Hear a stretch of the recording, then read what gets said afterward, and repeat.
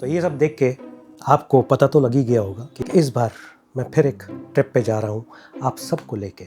वो जगह रिवील करेंगे।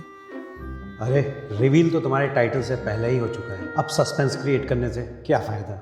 अब आगे बढ़ो बहुत जल्द ही, तो देखते रहिए, बने रहिए। वैसे तो देखने में सामान बहुत ज़्यादा नहीं लग रहा है, लेकिन अराउंड तो हमको 7 किलो है ले जाना, क्योंकि केवल केबिन बैगेज ही ले जा रहा हूँ मैं। चेक इन बैगेज इस बार नहीं है क्योंकि यात्रा बजट वाली है। तो अब सवाल ये उठता है कि मेरे पास सामान है लगभग 10 किलो का और अलाउड है केवल 7 किलो, तो कैसे मैनेज करें। तो मेरा दिमाग भी ऐसे ही चकरा रहा है, क्या किया जाए। कुछ ना कुछ तो सलूशन निकालेंगे ही, चाहे कपड़े कम करें।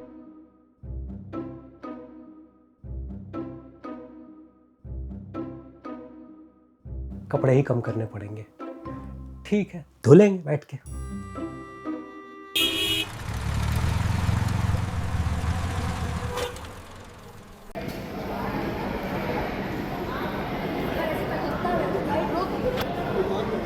हेलो, इमिग्रेशन वगैरह सारी चीज़ें हो चुकी हैं, बस अब बोर्डिंग की तैयारी है। बोर्डिंग शुरू हो चुकी है, तो आप भी तैयार हैं ना हमारे साथ एक नए एडवेंचर पे चलने के लिए।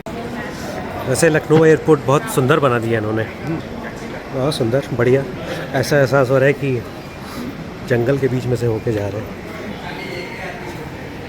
गजब की भीड़ है भैया, गजब की। फ्लाइट टेक ऑफ के लिए तैयार है।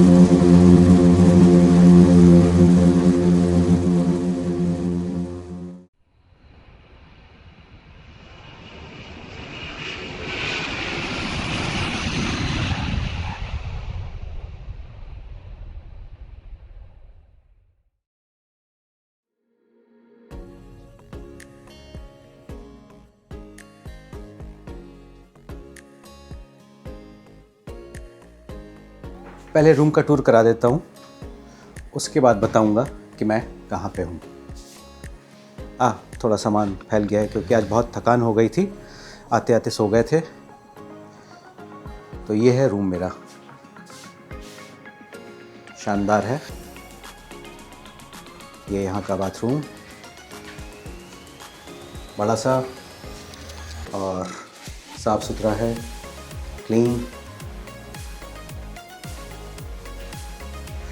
और ये देखिए, शायद इससे आपको अंदाज़ा हो जाए कि इस समय हम कहाँ पे हैं।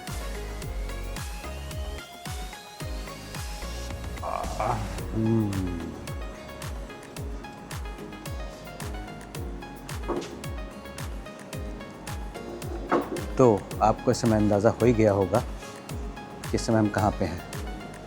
स्वागत है कराबी में, थाईलैंड का वो कोना जहाँ नेचर अपनी ही भाषा में बात करता है। तो चलिए आज आपको इसका हम टूर कराते हैं। तो नीला समंदर, ऊंचे लाइमस्टोन क्लिफ्स और शांत वातावरण। तो चलिए इस जादुई सफ़र की शुरुआत करते हैं। चलते हैं और आपको दिखाते हैं कराबी की वाइब्स। तो भाई निकल पड़े हैं खुली सड़क पर, अपना सीना ताने। बढ़ते जाएं हम सैलानी, जैसे एक दरिया तूफानी। बीच के लिरिक्स स्किप कर दिया मैंने। तो चलो चलते हैं। बता दें कि आवनांग बीच के पास ढेरों रेडीमेड गारमेंट्स, सोवेनियर्स, मसाज और टूर ट्रैवल्स की शॉप के साथ साथ काफ़ी सारे कैफ़ेज़, रेस्टोरेंट्स और पब्स भी दिखाई पड़ते हैं, जो कि यहाँ के माहौल को और वाइब्रेंट और खुशनुमा बनाते हैं। सीज़न के समय ये जगह टूरिस्ट से भरी रहती है। अरे हाँ, चलते चलते आपको ये तो बता दें कि आप यहाँ कब और कैसे आएँ। वैसे तो कराबी आने का सबसे बढ़िया समय नवंबर से मार्च अप्रैल तक का है, क्योंकि उस समय बारिश नहीं होती और उन महीनों में आसमान नीला, मौसम कूल, पानी क्रिस्टल क्लियर और हवा में ऐसी ताजगी रहती है जैसे ज़िंदगी यहीं से शुरू होती हो। लेकिन आपको सही बताएं तो मुझे अभी भी ऐसा ही लग रहा है कि ज़िंदगी की शुरुआत यहीं से हो रही हो। बस मौसम थोड़ा गर्म और ह्यूमिड है, और अगर इससे आपको ज़्यादा फ़र्क नहीं पड़ता है तो कहना ही क्या। यह भी बता दें कि अभी महीना है अगस्त का और सीज़न है मानसून का, जो कि मई से अक्टूबर तक रहता है। वैसे अगर आपको भी मेरी तरह मानसून का मौसम, चारों तरफ हरियाली और टूरिस्ट प्लेस पर कम भीड़ पसंद हो तो आप मानसून में भी यहाँ कर नेचर का मजा बजट में ले सकते हैं। बस कभी कभी भारी बारिश की वजह से आपको अपने प्लान्स बदलने पड़ सकते हैं, लेकिन याद रखिए कि हर मौसम का अपना एक अलग जादू है। आवनांग सिर्फ एक बीच नहीं बल्कि कराबी का दिल है, जहाँ से हर एडवेंचर की शुरुआत होती है। अगर आप एडवेंचर के शौकीन हैं, आवनांग आपके लिए गेटवे है। यहीं से शुरू होती है island hopping, 4 island tour, Hong islands और यहाँ तक कि फिफी आइलैंड्स भी। क्रिस्टल क्लियर पानी में स्नॉर्कलिंग, कयाकिंग और लाइमस्टोन क्लिफ्स के बीच बोट राइड्स, यह सब आपके आवनांग एक्सपीरियंस को अनफॉरगेटेबल बना देगा। समय लगभग शाम का 6:23 के आसपास हो रहा है और आवनांग की शाम की वाइब्स महसूस होनी शुरू हो गई है। आवनांग से सिर्फ बोट राइड की दूरी पे है दुनिया का मशहूर रैले बीच। यहाँ की टॉवरिंग क्लिफ रॉक्स क्लाइंबर्स का स्वर्ग है और हिडन केव्स तथा लगून्स इसे और भी रहस्यमयी बना देते हैं।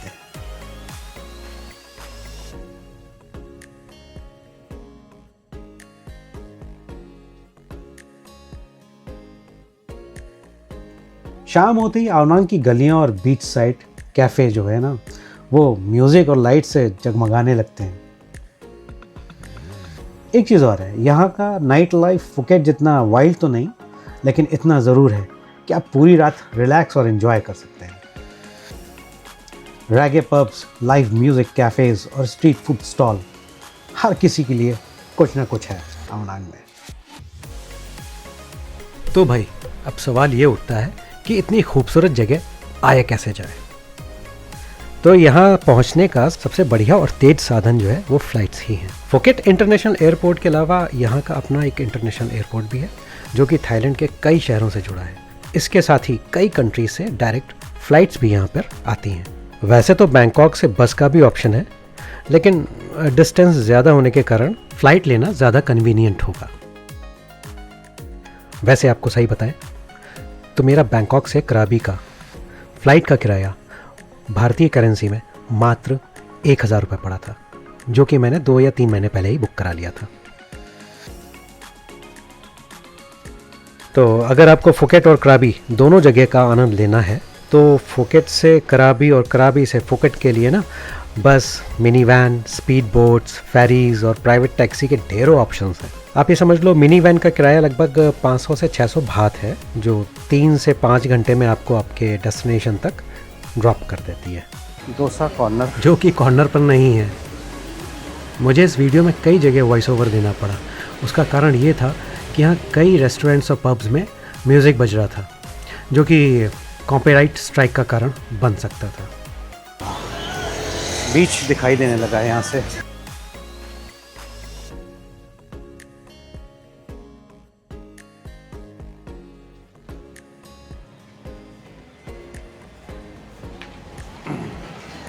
रोड के दोनों तरफ टूर ट्रैवल्स की काफ़ी सारी शॉप्स हैं, जहाँ से आप अपने आइलैंड की ट्रिप बुक करा सकते हैं। जैसे 4 आइलैंड टूर की शुरुआत करीब 1000 बात से होती है। थोड़ी बहुत बार्गेनिंग भी कर सकते हैं। हाँ, ये रेट जो है ऑफ सीज़न के हैं। फुल सीज़न के समय हर चीज़ के रेट्स और क्राउड दोनों ही बढ़ जाते हैं।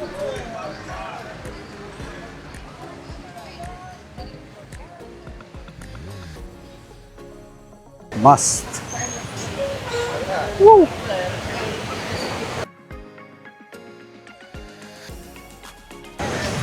सूरज देखिए बस कहाँ पीछे चला जा रहा है।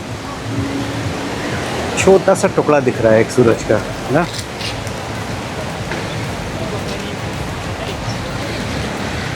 लोग बैठ के सनसेट का मज़ा ले रहे हैं यहाँ पे। और अच्छा, थोड़ी देर बाद यहाँ पे शुरू होने वाला है फायर शो। शायद ये लोग इसीलिए बैठे हैं। हम भी रुक जाते हैं, जब शुरू होगा तो देखेंगे। वैसे अभी तो यहाँ पे बारिश का मौसम है, लेकिन यहाँ के समंदर का पानी इतना नीला और साफ क्यों है? शायद आपके मन में भी ये सवाल हो कि मानसून में भी यहाँ के समंदर का पानी इतना नीला और साफ क्यों है, जबकि हमारे यहाँ तो मतलब गोवा में तो पानी बड़ा मटमैला हो जाता है मानसून में। तो चलिए बताते हैं। तो यहाँ के समंदर के साफ रहने का सबसे बड़ा कारण ये है कि यहाँ का जो कोस्टलाइन है बड़े बड़े लाइमस्टोन के चट्टानों से बना है। ये बहुत ही मजबूत होती हैं और पानी में आसानी से कटती नहीं है। और दूसरी चीज़, यहाँ पर कोई बड़ी नदियाँ भी नहीं हैं जो मिट्टी बहा के समंदर में ले जाएं या फिर वहाँ पे गिरती हूँ। और साथ ही इस जगह पर कोरल रीफ्स भी हैं जो कि एक प्रकार के नेचुरल फिल्टर की तरह काम करती हैं और पानी को साफ़ रखने में हेल्प करते हैं। इसीलिए यहाँ के समंदर का पानी इतना साफ़ और नीला होता है। जबकि इसके कंट्रास्ट में गोवा में मांडवी और जुआरी जैसी नदियाँ हैं। तो जब मानसून में हमारे यहाँ भारी बारिश होती है तब ये नदियाँ अपने साथ पहाड़ों और ज़मीन की लाल मिट्टी बहा के ले जाती हूँ। अगर आप गए हो गोवा तो आपको ज़रूर ध्यान होगा कि वहाँ की मिट्टी लाल है। तो वो जो रेड लेटराइट सॉइल होती है उसको बहा के समुद्र तक ले आती। ये मिट्टी ना बहुत मुलायम होती है और आसानी से कटने वाली होती है। तो नदियों के साथ आने वाली यही सिल्ट और मिट्टी समुद्र के पानी को मटमैला बना देती है। रही सही कसर बीच पर फैली गंदगी और गिरने वाले छोटे मोटे नाले पूरी कर देते। तो क्या कहते हैं इस बारे में आप? खैर, शाम का माहौल बड़ा ही मस्त है यहाँ का। कुछ लोग पड़े हुए रिलैक्स कर रहे हैं, कुछ समुद्र में डुबकी लगा रहे हैं, कुछ बच्चे खेल रहे हैं और कुछ रेत में कुछ बना रहे हैं, और कई लोग फायर शो शुरू होने का इंतज़ार कर रहे हैं मेरी तरह।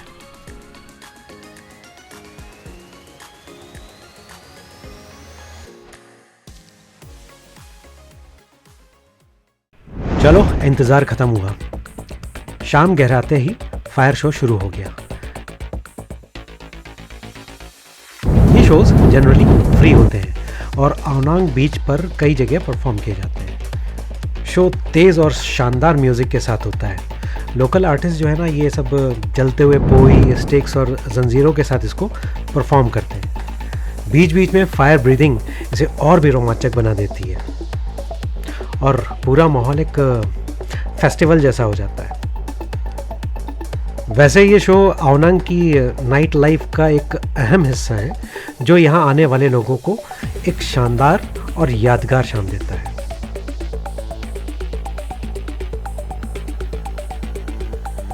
तो आप भी लुत्फ उठाइए इस मज़ेदार फायर शो का, और जब भी यहाँ आइएगा तो इसे ज़रूर देखिएगा। यदि आप इसे देख चुके हैं तो कमेंट करके ज़रूर बताइएगा कि ये शो आपको कैसा लगा।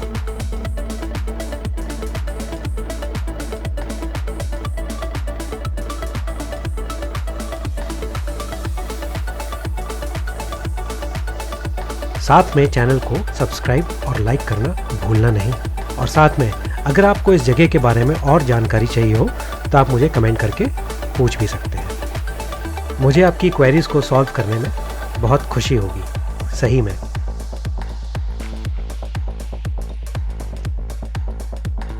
वैसे सही बताएं तो मुझे थाईलैंड बहुत अच्छा लगा और यहाँ के लोग भी उतने ही अच्छे हैं। बस आप मुस्कुरा के तो बात करिए। और ये जगह ऐसी है कि यहाँ पर आप अपनी फैमिली और फ्रेंड्स के साथ आकर बहुत एंजॉय कर सकते हैं। आखिर कौन है वो लोग जिन्होंने थाईलैंड को इतना बदनाम कर दिया है? भाई, मेरे हिसाब से तो वाकई में बहुत सुंदर कंट्री है।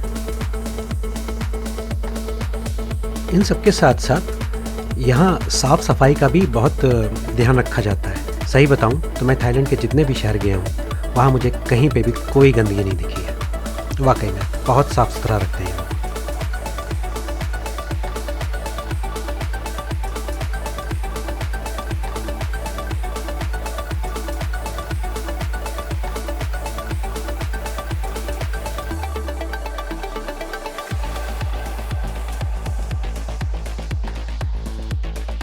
तो अभी आपने देखा यहाँ का फायर शो, मस्त था, है ना।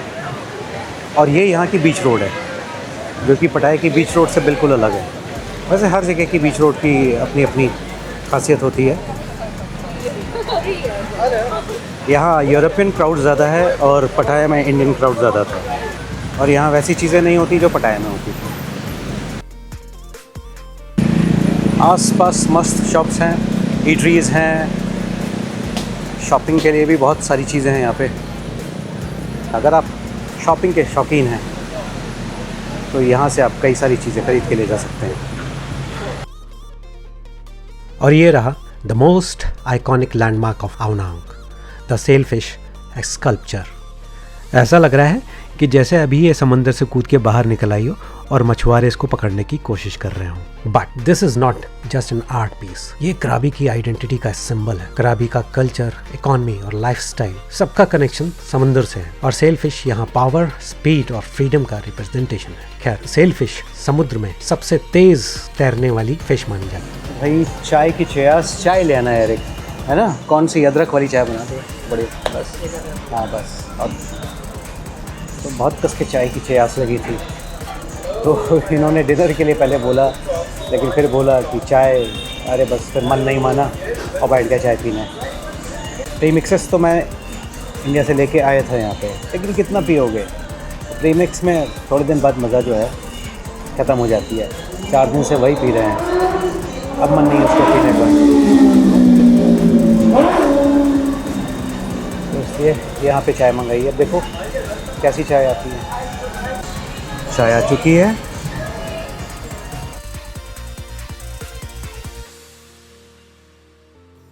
अरे वाह, चाय तो बहुत बढ़िया है, बिल्कुल प्रॉपर अदरक का टेस्ट, और जैसी अपने यहाँ बनती है ना वैसे ही। लेकिन जिसको ज़्यादा दूध वाली चाय अच्छी लगती है, ये केवल उन्हीं के लिए। बहुत बढ़िया चाय, मज़ा आ गई। शायद इतने दिनों से पी नहीं है इसलिए और अच्छी लग रही है। और यह है आवनांग की वॉकिंग स्ट्रीट का रात का नज़ारा। हवा मस्त कूल चल रही है। अब थोड़ी सी भीड़ हो गई है, अच्छा माहौल है, मज़ा आता है। लोग भी अब खाने पीने, शॉपिंग करने और अपनी शाम एंजॉय करने बाहर निकल पड़े हैं।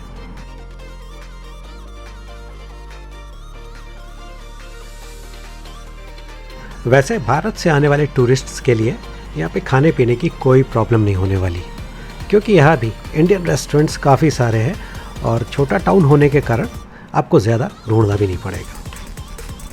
तो वॉकिंग स्ट्रीट घुमाते घुमाते आपको ये भी बता देते हैं कि आवनांग में रुका कहाँ जाए। वैसे तो यहाँ पर भी आपको बजट होटल्स और यूथ हॉस्टल से लेकर लग्जरी होटल और रिजॉर्ट सब कुछ मिल जाएगा, लेकिन मेरा सुझाव यही है कि आप होटल बीच के आसपास ही लें तो ज़्यादा अच्छा रहेगा। एक तो कन्वेंस आसानी से मिल जाता है और कहीं भी आने जाने में ज़्यादा समय नहीं लगता, और दूसरा यह है कि शाम को बीच के नज़ारे लेने के बाद आप आराम से वॉकिंग स्ट्रीट पर घूमते हुए शॉपिंग और डिनर एंजॉय कर सकते हैं।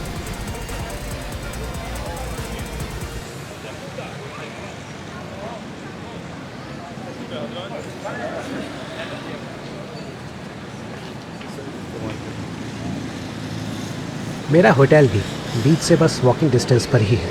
अब होटल जाकर कल का 4 आइलैंड का टूर बुक करना है, क्योंकि होटल के रिसेप्शन पर 8 बजे तक ही बुक करने के लिए बोला गया था, और अभी 7:30 हो चुके हैं, तो मुझे फटाफट अपने होटल पे पहुंचना होगा। अच्छा, बाहर भी मैंने पता किया था, बाहर करीब ले रहे हैं 1000 बात, जबकि होटल से मुझे स्पीड बोट से इंक्लूडिंग लंच 900 बात पड़ रहा है। तो बस जाकर टूर बुक करके आपको बताते हैं। तो ये है आवनांग की नाइट लाइफ, शांत। ये रोड थोड़ी चौड़ी भी है, और यहाँ पे उस वाली रोड से ज़्यादा शांति है, क्योंकि वो बीच रोड थी।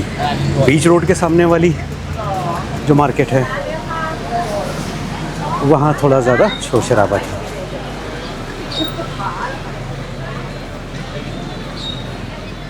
तो अपना कल का 4 आइलैंड का टूर बुक करा के मैं फिर बीच पे आके बैठ गया, क्योंकि जब आपका होटल बीच के पास हो और माहौल और मौसम दोनों कूल हो, और ऐसी जगह जहां आप हर बार जा भी नहीं सकते, तो कौन कम वक्त अपने रूम में बैठना चाहेगा? आप ही बताओ।